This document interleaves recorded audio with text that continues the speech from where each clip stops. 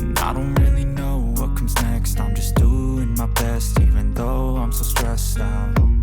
Everything just feels like a test that I fail, so depressed when I can't seem to get out. But something deep